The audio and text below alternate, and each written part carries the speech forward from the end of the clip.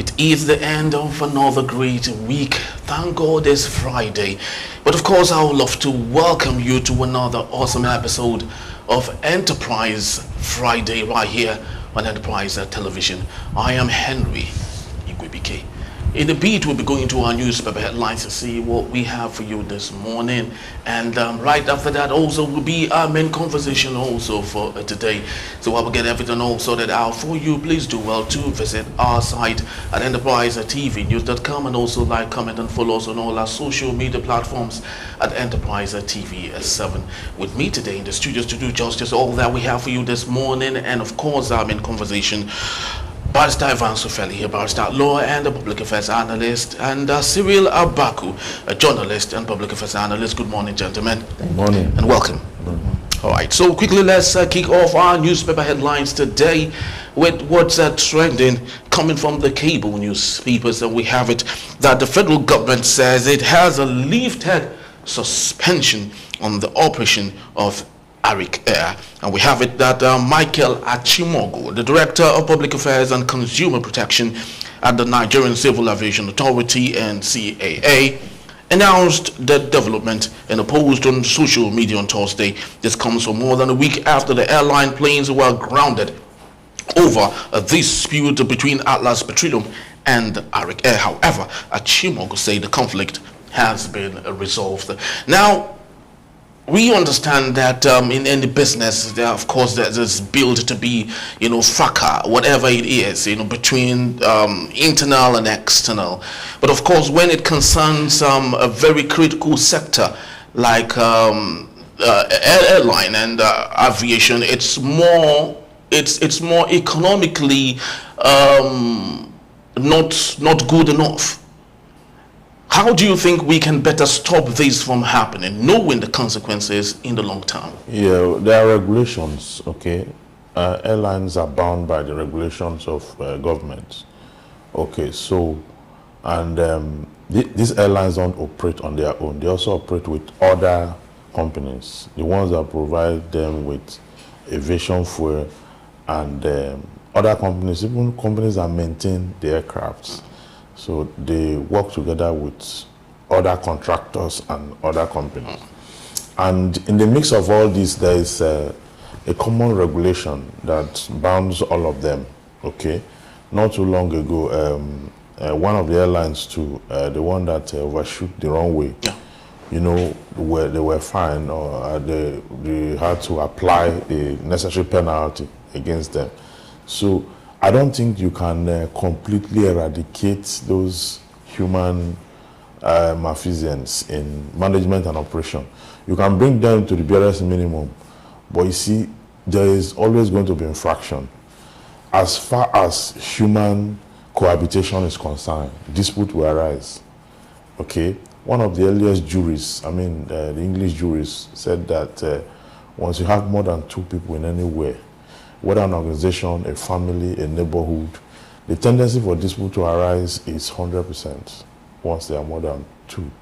Okay, and when dispute arise, that is when you now go back to what are the ground rules on this issue, what are the regulations. So aviation is a very volatile area. Safety is held in high esteem, and other regulatory factors are involved. So there's no way human beings will keep up to all. So there's always going to be dispute. Very, very true. Yes, of course, there's no denying and there's no gainsaying that issues are abound when it comes to businesses. But of course, when it comes to influential people, it seems to be exacerbated. And Ato Eze, is the owner of Atlas Oil. Yeah. And because of him, I want to believe he has promised firestorms and brinkstorms and all, and I want to believe that was the reason why this particular issue got to the level it has, that we have seen. So do you think personalities should play a strong factor in issues of strong national interest such as this? Okay, good. So thank you. I want to speak to the question of opacity in what really happened, in the sense that ideally, if two parties have a problem, I think the right place to go is a court of law. But in this instance, the regulator intervened. So we don't know what agreement, whatever really was at play. The regulator intervened. Then, for what it is worth, for Arik, in a manner of speaking, experts, the unions, all prevailed on the president to intervene and to make sure that Arik's license was restored. But the snag there is that the communication that led to the suspension of Arik's operations, was it meant to inform or to persuade? I say this because an oil giant like Chevron retained Arik to convey its workers from, to the Niger Delta. To drilling sites. Yeah. Now, because of the suspension order, Chevron's operations were grounded. But what Achimugo is saying is that they only grounded 4 aircraft, not the entire operations. But what we saw happen was not 4 aircraft. So what was the now that they are communicating to say it was only 4 we grounded, are they trying to inform us or persuade us to see things from their own point of view? Because if you ground 4 aircraft from an airline, what is left? What do you? I mean, so this is the issue. The opacity. There may still be things we're not really being made to know. But for what it is worth, the unions it's like the same way the unions spoke for Dangote Petroleum at a point. They came and spoke for Arik. Experts were also saying that this is not good for one of our major domestic carriers in the country, and so on. Yes, but my question here is, when it comes to Nigeria, it's a peculiar case where we have influential people. Because of their influence, the system becomes very attracted to their cause. In this particular case, don't you think the reason why the situation gravitated to the level it has is because of the owner who is owed that sum of money, $2.5 million? Well, of course, because he's being owed. Like I said earlier, so this is a personality thing actually. Was it Elon Musk, the South African billionaire in America, who said one time that one of the metrics for a society that has a future is when anybody can come from nowhere and become all that he can be, not because he knows anybody, because he can just scale the heights like that. I mean, Musk is South African going to become America, and then it and so on. In a lot of, if you can count on the fingers of one hand, how many countries can allow that happen? Even in the heart of Europe, the amount of racism is high. But where we are a country in which they look at your face or your surname or your affiliations to determine the sort of privilege you have, which is what you are alluding to. And because maybe it's because of the owner of Atlas Oil that this whole caving in or way came. So we shouldn't be there. The regulator should not also make itself look like an arbiter that does the goodness and purpose of parties to a conflict. But I'm asking, why did the matter go to them? Why didn't the matter go to a court? No, usually before matters go to court, the agreement between parties, you have to look into it. Sometimes there's an arbitration clause that when dispute arises between us, we will first of all submit to mediation. That the regulatory authority will first of all mediate. That if if it breaks down, then we can resort to court or arbitration. You understand? So if you don't know the agreement between them, you may not be able to decide. You may not be able to know why they are where they went to instead of the other parts. You understand? But in all this, if you notice, the contract between Chevron and Arik was also affected. There's a breach because of the issue between Arik and Atlas. So who takes the blame in this particular?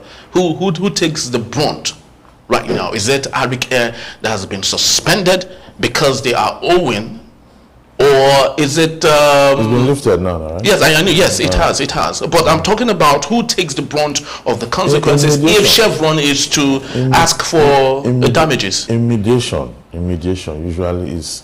Damages is the last resort. Parties are supposed to cut their losses in mediation because mediation don't actually have punitive authority.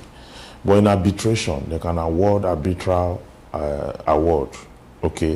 What it means is that they can all agree that for the damages we suffered in this whole episode, we should be entitled to this, and they will talk it over and agree.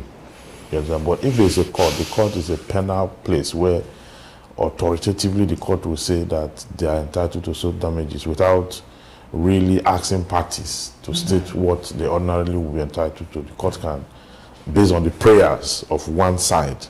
But since it's not in court, let's leave the court alone.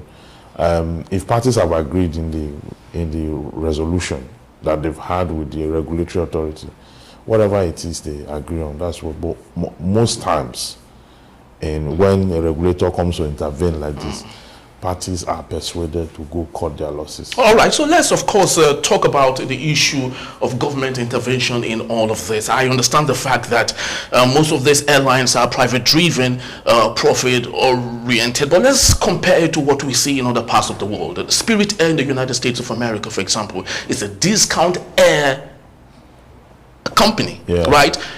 Every year they get grants from the American government. They just received $313 million because of what they do. Public service. Yes, exactly. So when would we come to that level in Nigeria where the federal government can say, this particular airline, let's make it a discount air company and assist it?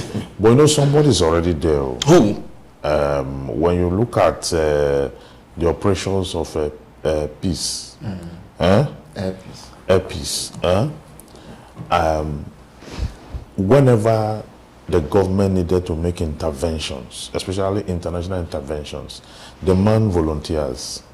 Do you understand? CSR. From the part of the investor now. Yeah. I'm talking about from the part of the investor, but you notice that there has never been any corresponding assistance from the government as to whether tax holidays or as to whether, because in very civilized countries, as you mentioned, when companies carry out serious CSR, there's a road that we drove through in Georgia, a very long, from the whole of from one location to the other, very long and wide road. I was told that it's an individual that did the road, that stretch. Then his own company now undertook the other stretch and did it at that 4. And each of them are massive and very, very long, one person. And I got the tax holiday of a very huge amount of money. And also the government provides him with a lot of, sometimes auditors, any assistance he needs in his company, that expertise government provide for him and government pays and all that. So where any society where the focus is win-win, you win, I win, the public win, you have people will come out to show, and government should be conscious of that. But in our society, even when you are doing your operation as a business, sometimes government policy will just kill and crash the business. First, government did not contribute anything. Second, they come up with policies, they don't care the consequence on business. And okay, look at electricity, for example. The major reason why the multinationals are going, not necessarily because Nigeria has become comatose, but because where you don't have electricity, that's basic need of, and these companies are unable to cope with your Disco and Genco.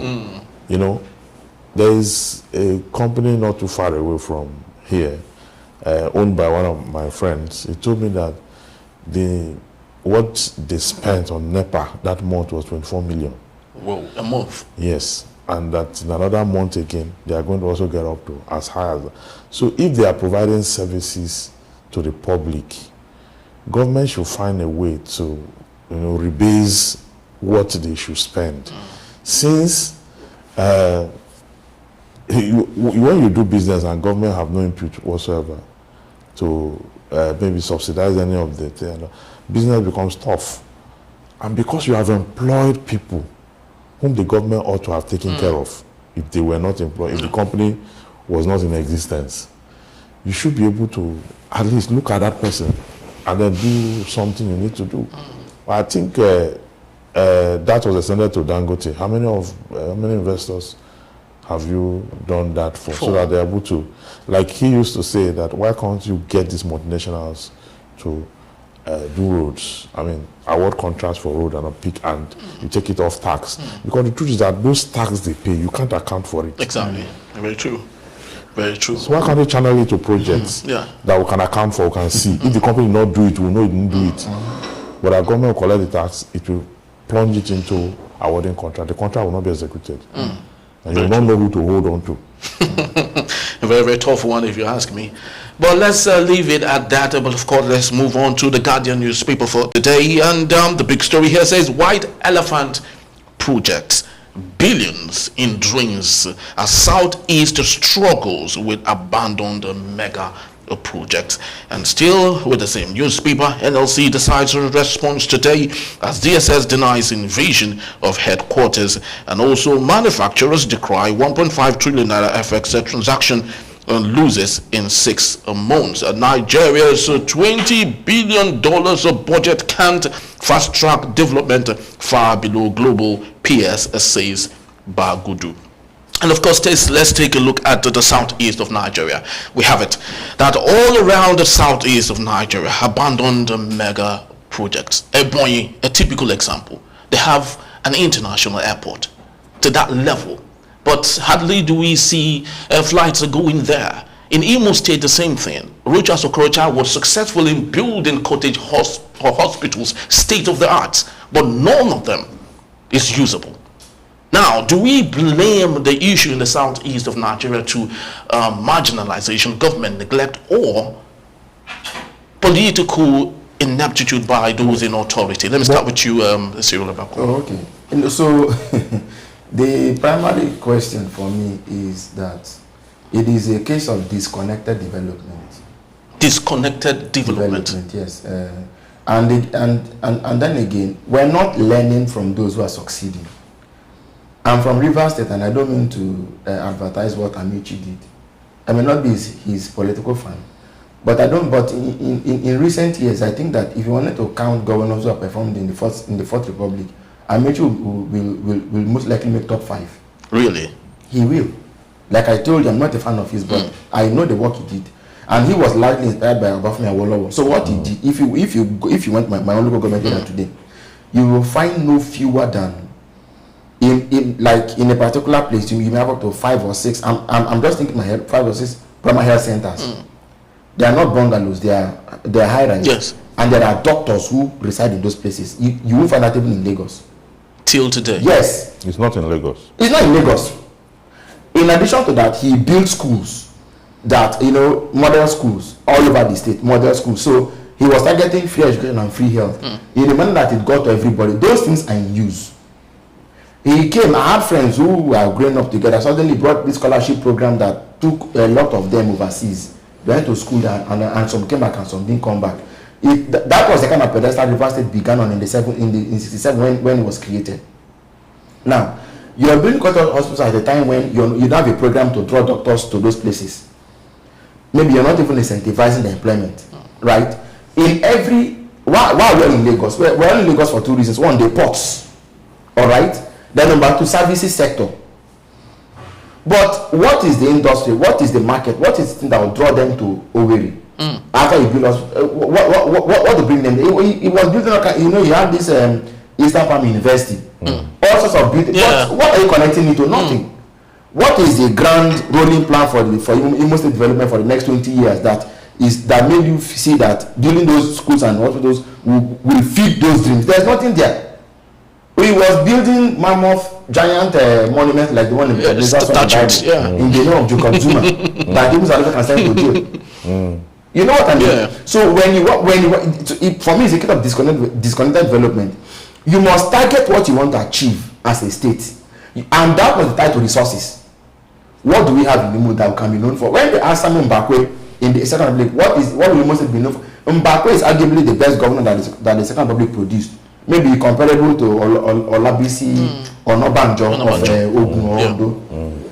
But Mbakwe was he said in Imo State, our first industry is education, second industry is education, third industry is that's what the man said. And till now, I know that Imo State does very well in WAEC and all those exams. So what are you driving this thing on? It's nothing, just build. You see, they make the mistake of thinking that building infrastructure development or capital projects will be if you ask me what you should have done, leave all those things you're building pack all the money, invest in education. It is always the future. When you build people, right, and you build them up well, they will build that place that you want them to. Like if you build people up, if you invest in education, they will come. Why didn't this sponsor people to cancel the AI at what's that place called in America? Silicon Valley. You could have sent them people on AI machine learning. You could have sent people on scholarship. Just you gather like 50 of the best minds in their 20s and send them there. By now, you know what would have been? They would have been rewriting Nigeria's AI landscape. And where will the whole thing go to? Imo, because they would have, but he won't do this. He will be building things that people will not even occupy. Go and check how much they spent on those projects. What each contractor made as profit on those projects. And we actually have landmarks. We have practical experience. Each time any governor comes in and begins to invest in education, those states, they usually turn out the best in WAEC or all these exams. That's what Peter Obi did. He invested so much in education to the point where he pulled his state from number 30 something to second, first in WAEC. The same thing when Amechi was there. His focus was education too. He had organized educational conventions, invited Wole Soyinka and all that as influence. You understand? These children began to pick up, yes. And they were in WAEC, all those exams, you see them coming up. So we should have things like that. Human capital is very critical because we have failed in infrastructural development. When we award contract, we don't see it through. When we award contract, we go behind to collect kickback. The contractor is not able to complete it. In my village, as I'm talking to you now, a crazy contractor came and he says it was awarded contract to take the road from my village to the next farm settlement. The man came, cropped the road. In my father's house, he dug he crept the ground to a point where he now laid a drainage across. So the road is low, the drainage is high. Oh, okay. I cannot drive to my father's house again. So I got the name of the contractor, the awardee, and whatever it is they did. We're writing a process now. So I'll file a case against the contractor for rupturing our premises. The contract, I don't know why you would undertake that kind of. I got a civil engineer who gave me some analysis of what ought to have been done that was done wrong. That even if the road is completed, the defects already there. You understand? So you see those kind of things. We have failed in those kind of things. Let us invest in human capital, like he said. Let the human capital. It's always the first thing to do. I so much believe in your submission. But of course, let's localize these issues. Let's compare to Niger Delta states, Akwa Ibom, and Cross River State. At the time when Akpabio was building all the fantastic infrastructures he was doing, people there were saying they don't need this. Give us human capital development. But today Akwa Ibom is one of the finest states in Nigeria. Cross River, on the other hand, there's Professor, the last governor there, said he wasn't going to do anything capital project, human capital development. Today, no human capital development, no infrastructural projects there. So how do we compare these things? So isn't it better we build the infrastructure? Because if you look at see, you are referring to the other professor. Yes. That was naming budget. All sorts of fantastic names. Yeah, exactly. Yes, he too was also engaged in flamboyant projects. Rice mill, which he christened the best in the world. All those, he bought machines and all those machines are still there. Now, like he said, there's no connection. What the dream that you have, what would the dream feed on? It's just like human being. You keep somebody somewhere without giving him food, he's going to become malnourished, he's going to die eventually. So these gingertic dreams, like the one that Rochas, they wanted to build a Christmas tree, the highest Christmas tree in the world. He got into Guinness Book of Record. How much did he eat to that state and all that? So these dreams are good, but you look at your environment and see how would these dreams, how would they move? How would in 50 years, where will it take us? Yes. Let me just wrap with this. My own thinking is this for education, and if you went to Akwa Ibom State, they tell that there are more roads than can even be used. Yeah, exactly. But those roads lead to local government areas where if you pick a random child on the the path that child is on, the academic path that child is on, in 50 years, if you made the president of Nigeria, you will ruin things. So what we need to do is to ask ourselves, what is the value of Nigerian education? And how can we make that go round everywhere? So that no matter where you are learning or training or reading from, we are guaranteed that with somebody like in 30 years, that time will not remain the same way it is. Yeah, so we're not saying government should not invest in capital projects, but on a scale, know that your priority is the people. Okay. If you build a Christmas tree for people who will come and clap for it, and people that can come and write and analyze it, right? It's a failure. Anything you do should be for people who can come and intellectually interpret and assimilate what you're doing. To say this is where this stands in light of, for example, we in Africa are particularly disadvantaged. I was telling Barrister yesterday about how I read about a man called William the Conqueror. I had heard him, but I never bothered to read about him. From France, who came to conquer England and became the king until today. He's lying.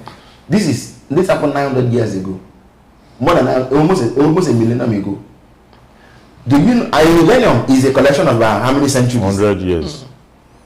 No, millennium is a century. A millennium is when you have 1,000 centuries. Yeah. That's a millennium.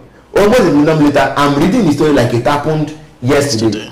And yet, if you went to your own village, I want to believe that the history of a village has up to 4 or 5 factions. Nobody knows the truth about how people came. So when people begin to drag who will be king, people begin to fight and kill each other. Why aren't we developing ourselves?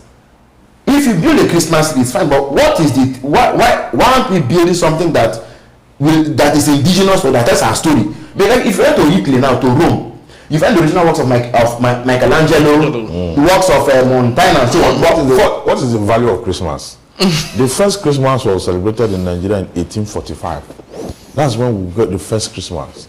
That Christmas is not indigenous to us, okay? Except for those of us who have soaked ourselves in the Christian faith, and then it begins to make meaning gradually.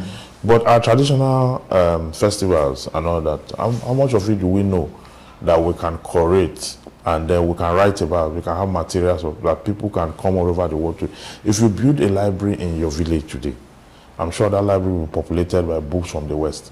Very true. Because you did not domesticate, you did not record your own achievements, your failures, the wars you fought, even the subjects that were taught orally, that our grandfathers developed and they were taught orally. Those stories too, they die with the people, the progenitors, okay, and sometimes their successors, but there's no record. So if our people, if I were to be a governor, I will ensure that we have a standard archive in all the villages where everything that has happened in those villages will get documented. Yes. Yeah, for the younger generation, because the truth is that most of the template for today's civilization, you understand, have been discovered a long time ago.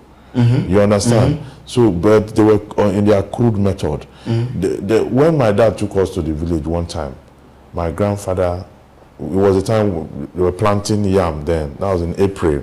So, I noticed that after every 100 stand, there's a root.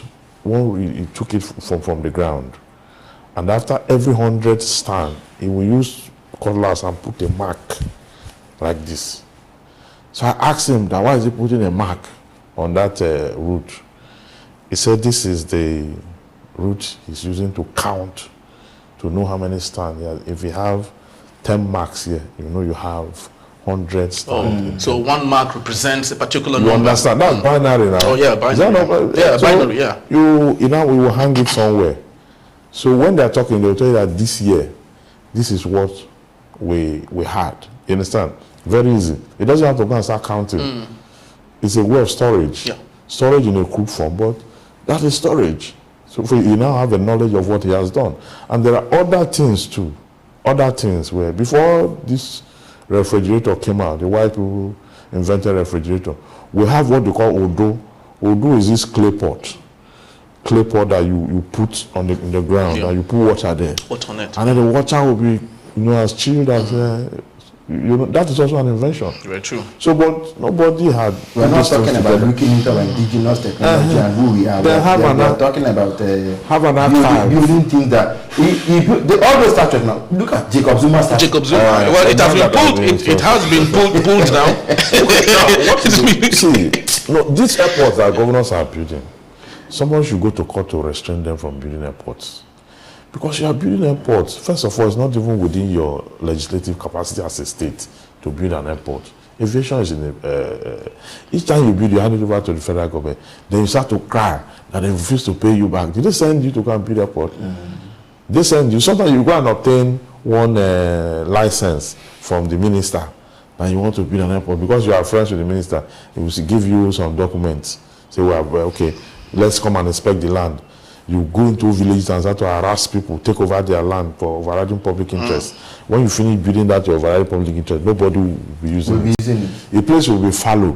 So that money used to build airport, if you use it to build standard schools, then build healthcare center just close by those schools, develop an ICT center, an AI center, take these little children. You see these small children that we have today, if you put them under this AI condition, what they will do in this country, the white people will come to this place to find out what we've seen it all over and over. So one of the Nigerian pastors went somewhere to preach. The moment he finished preaching, the host came on stage. He said, so many years ago, our forefathers went to Africa to sow the seed of the gospel. He said, but today the fruit has come back to preach to us. Very true. Because the way he held the message, even the white people don't have that insight, the way he preached. So I'm just talking about religion now. Imagine that we have, I was watching a documentary yesterday, children at the age of 8, 10, 11, in one of these countries in Asia, this is their summer school period. You know what they are doing? They are teaching them how to service cars, couple it. If a car have a fault, they can fix it. Within this period, these children, then all of them, if you see how excited they were, it looked like they pulled them from school, that it looked like that school was even hindering their talent. They were so excited with the what do you call it, spanner, the wheels, they were doing it, they were singing, the instructor was showing them, they were happy. They could be there all day. That's in Enugu, right? No, he's talking about the documentary. Yeah.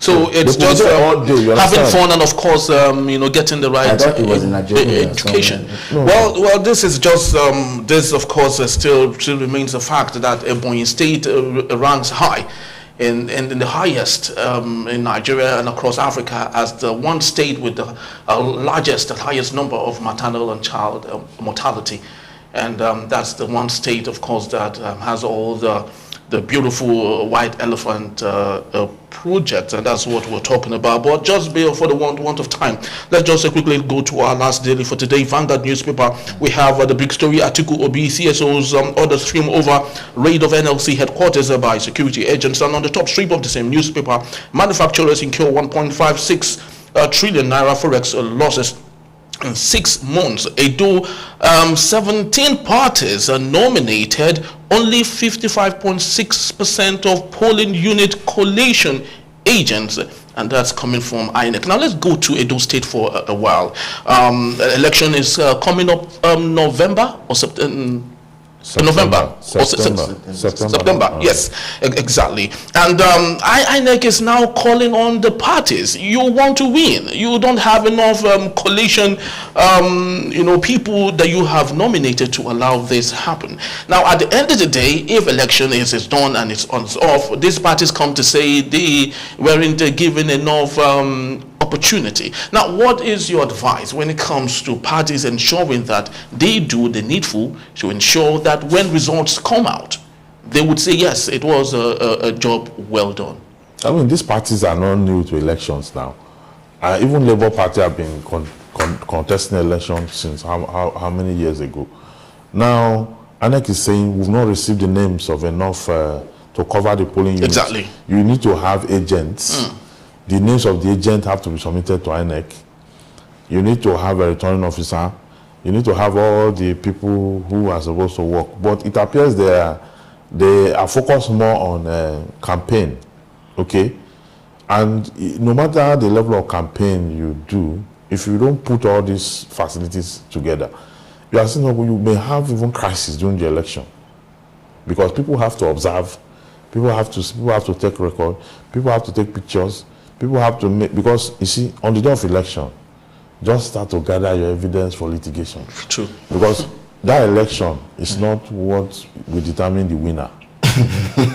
Yes, now it's just to go and collect evidence for litigation. Yes. Yes, but do you think this is a conscious naivety on the part of some of these political parties? It may not be. This is one election that I've seen in recent times that has been undergirded largely by pre-election maneuvers, pre-election violence. Pre-election has taken over the There's election itself. Pre-election, yes. So they may be genuinely busy scheming and finding a way. In fact, I mean, one of them almost got killed the other day. If I got one of them, yes, almost got. There's a lot of pre-election thing going on. So maybe that's what has sort of kept them away from. But they'll submit. The PDP is not new to the fray. APC is not new to the fray. Even looking like Akpata and yes, because I would actually love to ask you, what do you think are the chances for Akpata, knowing that PDP and APC are in disarray? Yeah, Akpata is doing well, though. Akpata is doing well. When you look at, he has covered the whole state twice. This is the third drive they are on, and each day he's gaining momentum. Even though the other, but you see, my only fear about Akpata's race is that whether Akpata will be able to do what the PDP and APC would naturally do in every election. And that is? That is to outsmart the system. By buying votes. Yeah, but we cannot come on air to say, it's not safe for us to come on air and say we're encouraging a candidate to go and do wrong. But we're also saying that we're not unmindful of the wrong that has been established. But I would love to bring you, when you talk about doing what the PDP and APC would do, a classical case is in Imo State, when Rochas Okorocha, vied for the election under APGA. The people came in droves and mass, voted for him. Rochas Okorocha in his first term didn't pay nobody. He won everything. Yeah, so don't you think it's possible for Akpata to equally do the same? It's possible, but Rochas' own was geared because he had practical establishment in Imo State, and these schools were free for less privilege. He wasn't charging anybody anymore. Philanthropy. You understand? So he had the kind of clout that would naturally give him whatever he wanted without him paying for it, because all the same he had paid for it. You understand? And Imo is a very sophisticated place when it comes to election. Remember, they are one of the highest when it comes to education in the southeast, and they put a lot of premium on anything civil service, election, court system, all those. They are in fact in the country, if you go around the federal high court from the southeast, they have the highest number of workers at the federal high court for the southeast. So you see, they are very sophisticated people, and they like civil service, they like election, they like those things. So you naturally will see that if somebody had really established there, Akpata had, is youth driven. He's young. The youth, he's also not thinking about, he's also not thinking like the PDP, APC. Yeah. Yes. When he led the NBA, for the first time, you will be in your office, they will bring your seal to you. And that seal, you don't have to pay for it. Once you pay your practicing fee for the year, it covers the seal and it's delivered to you. So he brought innovations, and you notice that at his exit, he started having problem with the old establishment, because he came to outdo a lot of things, you understand? And that is the mentality. If the people of Edo can for once reject this APC, PDP have led them before. I think Osumbo, it was from Osumbo that APC took it to Adams Oshimole, AC, yes, Adams Oshimole. For the first, what is his name? The one with James Ibori and all that, Lucky Benedio and all that, was about corruption. The APC, they are there now, it's the same thing, corruption. There's no. So it is time for the Edo people to look elsewhere. Look at a young person who is well educated, traveled and exposed. Let's see how the young people can work with him. If he can break through, then You're going to All have, right, that's just about the time we have. A serial in 30 seconds. What do you think the Labour Party should do for Apata? Because it seems they are missing in action. No, what the literally. Peter B should travel to maybe Edo a bit more often. So that would Yes, show that he has endorsed him, but the presence is required. Necessary. Should go there, rally with him, make them believe that look, this is the beginning of a new era, both in the state and maybe at the federal level. So vote for him, we let him win, and let's take it up from here. He should do that. Even the governor of Abia shouldn't stand aside. Because he actually made I watched one of his campaigns in the market square. He said Abia has seen the light with Labour Party, and Edo should equally do same. Yes. So that's what should happen. All right. Well, that's just about the time we have for this segment. We'd love to say thank you to Pastor Fansofeli and Cyril Abaku. And just to let you know, both gentlemen, if possible, will be here to take us on our main conversation. But when we return, DSS denies raiding NLC Secretariat in Abuja as building remains largely deserted 2 days after that. In a bit, please don't go anywhere.